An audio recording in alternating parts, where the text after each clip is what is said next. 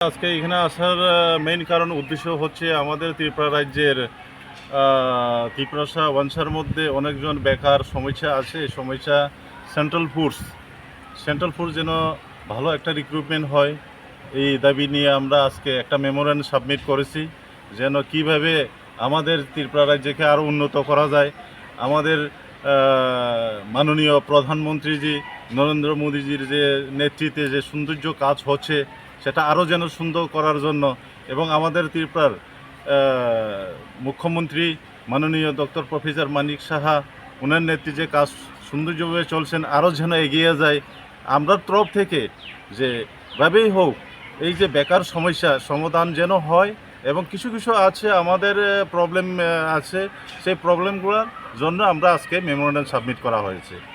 আচ্ছা, আমাদের ত্রিপুরা রাজ্যের গভর্নর সাহেব আমাদের কথা শুনে তো উনি ভালো একটা দিশা দিচ্ছেন, যে ভালোই যেই পয়েন্টগুলো আমরা সাবমিট করেছি সেটা আইনের বাইরে না, আইনের ভিতরেই, যে আমরাও এখন সরকারের সঙ্গে আছি, সরকার আমাদের সঙ্গে যেন দেখবেন এটা।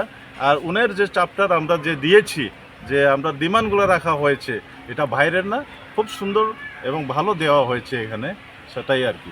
এক দুটো আছে যে আমাদের এখানে যে অ্যাকর্টের মধ্যে কিছু আছে, এটা কিছু স্লো আছে, এটা ফাস্ট হইতো। আর বেকার সমস্যার সমাধান মেইন, বেকার সমস্যা যুবকদের জন্য একটা ভালো সেন্ট্রাল ফোর্স এবং সেন্ট্রাল জব, গভর্নমেন্ট জব, এইগুলো যেন আমাদের ত্রিপুরার যুবকরা যারা শিক্ষিত, এখন যারা পড়াশোনা করে শেষ করেছেন, গ্র্যাজুয়েশন করেছেন, ওনার জন্য আমরা দাবি রেখেছি আর কি। Thank you. আমরা সেদিনে মিটিং হয়েছে বিগত 20 তারিখে, ভালো একটা রেসপন্স চলেছে, কেননা এটা আমাদের লেখা, আমাদের এগ্রিমেন্ট, এটা আমাদের মাননীয় প্রধানমন্ত্রীজি, মাননীয় হোম মিনিস্টার অমিত শাহজি এবং ত্রিপুরার যে জনপ্রিয় মুখ্যমন্ত্রী ডক্টর প্রফেসর মানিক সাহাজি, আমরা মিটিংয়েই যখন বলে দিয়েছেন যে ওনাদের কোনো প্রবলেম না থাকে, যতগুলা আছে প্রবলেম আছে, এটা যেন সলভ হয়, সেটার জন্য ও আগেই আমাদেরকে বা কর্মচারীদেরকে মিটিং বসে ও অর্ডার দেওয়া হয়েছে। আমরা আশা রাখেছি কোনো সমস্যা হবে কি না জানি না, আগে দেখব। ওখানে টাইম টু টাইম আমাদের সঙ্গে মিটিংও হচ্ছে, 20 তারিখ হচ্ছে, আবারও হবে। ছিল প্রজেক্ট তৈরি করতে গিয়ে যে 250 কোটি টাকার এই প্রজেক্টগুলা, এটা কনসেপ্ট বানাইতে গিয়ে এখন কনসেপ্টের জন্য আমাদেরকে চাওয়া হয়েছে, কনসেপ্ট আমরা অলরেডি জমা করে দেওয়া হয়েছে।